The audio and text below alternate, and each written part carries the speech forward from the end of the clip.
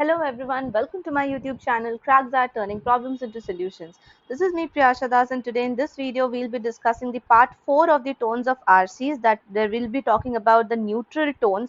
But if you want to practice more with me, then you can surely join my free live classes at Unacademy. I come live at 1:30 p.m. daily. So you can check out the link in the description box to join my free live classes there and practice more with me. And with this, I would also like to tell you about the Unacademy special Unlock 20 offer. So now if you're planning to get a subscription for yourself, that is either Plus or Iconic, the deals and the benefits of it you already know.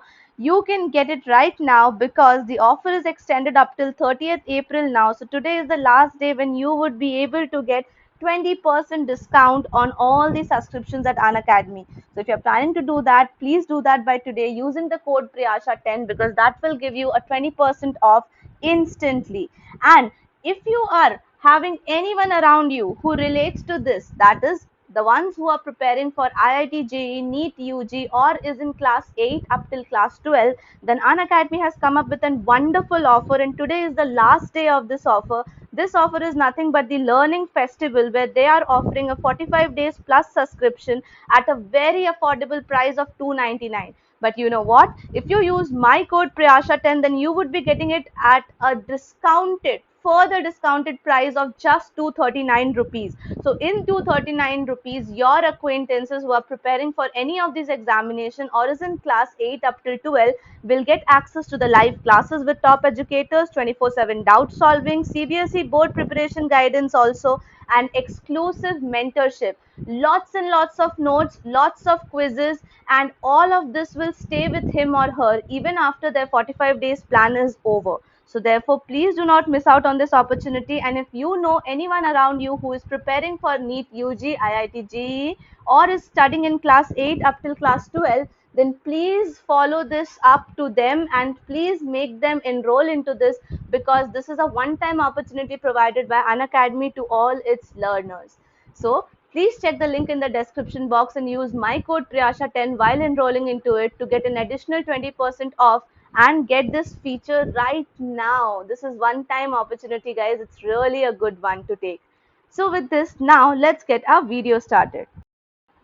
Hello everyone. So this is the part 4 of the tones of RC's video, in which we'll be discussing some neutral tones today. So when we are talking about neutral, the word neutral in itself means which is neither positive nor negative, but comes up with a very basic tone. So that basic tone can further be subdivided into 5 categories. These are the 5 most frequently asked tones under the neutral tone category. And remember one thing, apart from this also, we also come across few miscellaneous tones which will not come into the category of either of the three. So for that condition, we will be taking another part 5 video, but right now let's focus on the neutral tones only. So as I said, neutral means something which is neither happy nor sad, but it can lead to certain other information. Like pedestrian form of tone is said when the author is writing something which lacks the vitality in it, or maybe it's not much practical, it's more imaginative in sense. So you can just relate one word with this, that is imaginative. If you just think of something which is coming out as an imagination of an author in a passage which is neither happy nor very sad, then in that case the tone of the entire passage becomes pedestrian. For example, the author is constantly talking about what if this would have happened, or what if the trees could walk, things like this. Okay, so these kind of fantasies or this kind of fiction comes under the tone of pedestrian, something which is imaginative. Moving next to the category of apathetic. Now, as the general meaning of the word stands, that apathetic is emotionless. So here also you can remember this as something which is emotionless. Of course, neutral tones are emotionless, but at the same time, when you feel that the author is no longer interested in discussing or talking about this, or is quite unresponsive or indifferent to the main subject of the passage, then in that case you can say that the tone here is apathetic. That is constantly, away from the topic. Imagine the entire passage is talking about a disease. Let's say it's talking about tuberculosis, and the author is not interested at all in expressing his views for or against, in that manner or in that situation, we call the tone as apathetic. Fine, so that's different from pedestrian. Being imaginative and being emotionless are two different neutral tones, so please remember that. Then moving next to populist. Now, populist is a very commonly seen tone in the authors. Why? Because populist refers to the working class common people. So, whenever the author is writing about common people, their needs, their present problems, things like that, that comes under the tone of populist. Imagine an author is writing about the general day-to-day problems faced by a particular community of people in a particular country or in a particular state. Then in that case, that paragraph will be called as a will be having a populist tone, where the author is constantly concerned about the difficulties being faced by that class of people and the things which can be done better to make their life better, things like that. So such a paragraph would come out to be having as a populist tone. Now the next one is speculative.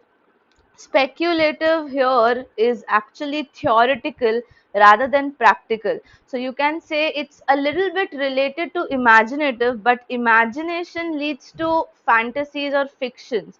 But here speculation leads to hypothetical concepts or thoughtful concepts, or maybe only theoretical concepts, like where you feel that you are just saying this out of theory, but it might not be relevant in the real or practical life.